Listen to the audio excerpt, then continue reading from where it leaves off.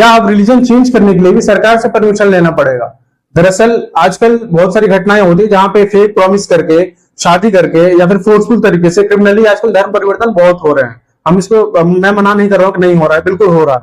इसी चीज को रोकथाम करने के लिए बहुत सारे स्टेट अपने अपने कानून लेके आ रहे हैं। इसी पे महाराष्ट्र और छत्तीसगढ़ ने भी रिसेंटली कानून पास किया है, जिसमें उन्होंने ये रूल लेके आए हैं कि अगर आपको धर्म परिवर्तन करना है तो सबसे पहले आपको स्टेट से परमिशन लेनी पड़ेगी। आपको पहले 60 दिन की नोटिस देनी पड़ेगी, और 60 दिन के नोटिस के बाद जो अथॉरिटी है, अथॉरिटी उसको आपका जो पूरी डिटेल है उसको पब्लिक करेंगे उसको।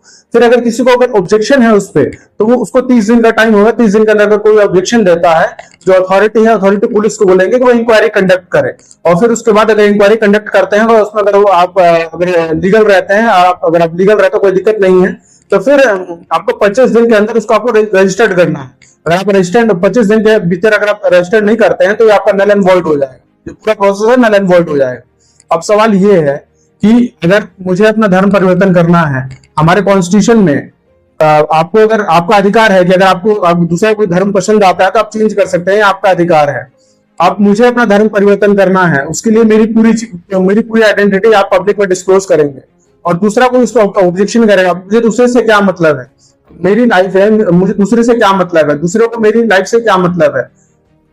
अब ठीक है, आप कानून लेके आइए, बिल्कुल सही है, लेकिन ये जो आप राइट टू फ्रीडम ऑफ जो रिलीजन है, right to freedom of expression है, ये आपका राइट टू प्राइवेसी है, इसका हनन है। इसी चीज को लेके ये जो लॉ है, इसको सुप्रीम कोर्ट में चैलेंज किया गया है। अब देखते हैं कि सुप्रीम कोर्ट का फैसला क्या आ रहा है। मैं यही मना नहीं कर रहा हूं कि नहीं, बिल्कुल धर्म परिवर्तन ये सब गलत है, बिल्कुल हो रहा है, मैं भी स्वीकार करता हूं। लेकिन आपका जो कानून है, आप पूरा उसको, आप जो फंडामेंटल राइट है, जो मौलिक अधिकार है, आप उसका ही हनन कर रहे हैं। तो क्या ये अब इस पे सुप्रीम कोर्ट में डाली चैलेंज किया गया है, देखते हैं क्या होता है। तो आपकी राय क्या है? क्या रिलीजन चेंज करने के लिए स्टेट से परमिशन लेनी जरूरी है? आप कमेंट सेक्शन में अपनी राय जरूर बताएं। धन्यवाद।